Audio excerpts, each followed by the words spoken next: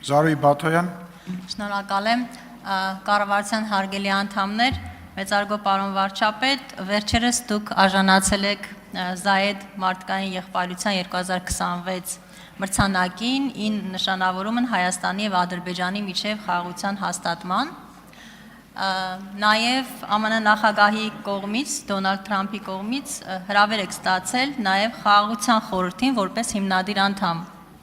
միանալու վերաբերյալ, ինչը սիրով և ծննդացները, արդյունքները վերագրում են նախընտրական շրջանին և նշում են, որ դա պարզապես նախընտրական քարոզարշավի մաս է կազմում։ Ես այնուամենայնիվ կուզեի, որ դուք խոսեիք այս մրցանակի և հրավերի մասին և դա ինչով է կարևոր մեզ համար և արդյոք դա ի վերջո ինչ գաղտնիք կա, ինչպես եք դուք հաջողացնում այդքան այսպես միջազգային նաև մակարդակում նպաստել նախընտրական քարոզարշավին։ Շնորհակալ եմ, պարոն վարչապետ։ Արդյունք պատասխանի Հայաստանի Հանրապետության վարչապետ Նիկոլ Փաշինյանը։ Համեցեք, պարոն վարչապետ։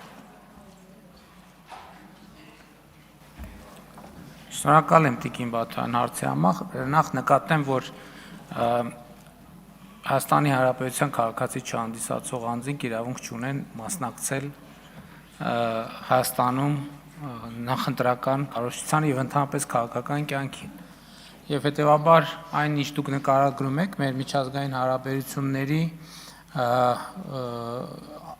օրակարգին է վերաբերվում և իհարկե այն ինչ որ մենք արել ենք միջազգային մեր հարաբերություններում հավասարակշռված եւ հավասարակշռման արտաքին քաղաքականություն որդեգրելուց հետո եւ դրա արդյունքում թերևս ամեն ինչի մասին այս ամբիոնից խոսել ենք, եթե ոչ այս ամբիոնից գոնե հրապարակային, ճիշտն ասած մտածում եմ ինչ կարող եմ ավելացնել ձեր հարցինի պատասխան,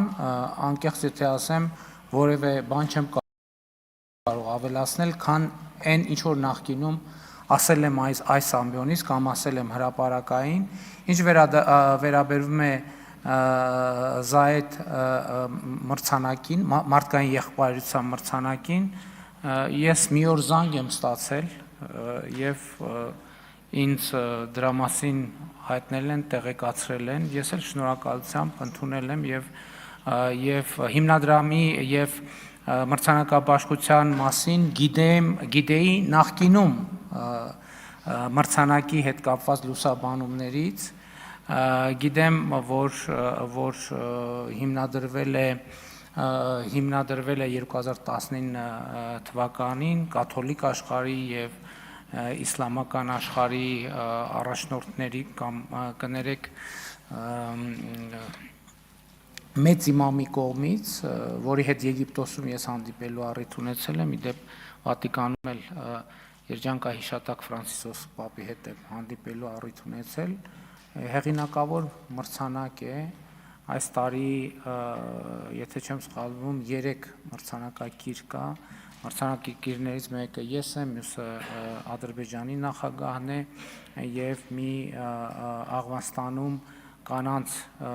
կրթության հարցերով զբաղվող մի ակտիվիստ եւ